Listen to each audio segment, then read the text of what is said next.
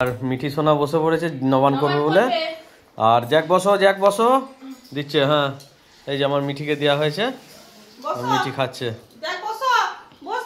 না না না খাও খাও খাও খাও। আমার জ্যাকে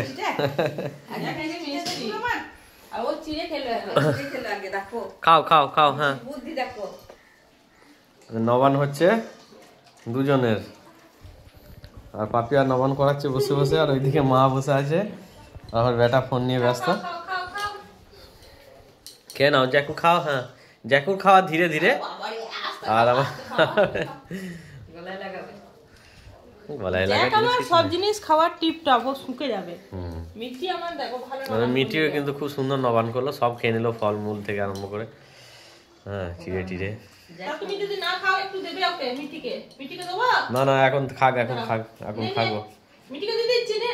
ও ধীরে সুস্থেই খাবে, ও খাবার দাবার ধীরে সুস্থে। ওর চিড়েটা খাবে না, তুই বস দাঁড়া, জ্যাক খাবে। বস তুই বস, মিঠি বস, জ্যাক অত খাবে না। হ্যাঁ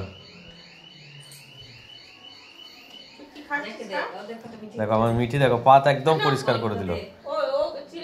না না মিঠি খাও। হ্যাঁ মিঠি খাও। হিংসাই খাবে। জ্যাক খাবে ধীরে সুস্থে খাবে, জ্যাক অত তাড়াতাড়ি খেতে পারে না। জ্যাকের খাওয়াটা একটু আলাদা।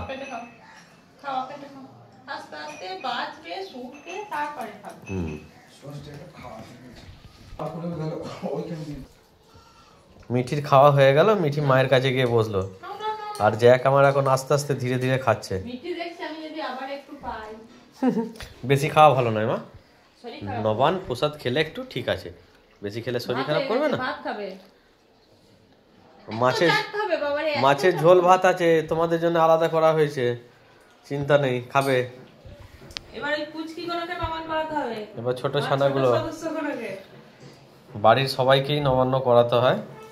নবান্ন অর্থাৎ হচ্ছে গিয়ে নতুন অন্ন, মানে এই সময় ধান ওঠে, সেই নতুন ধানের মানে নবান্নটা করা হয়।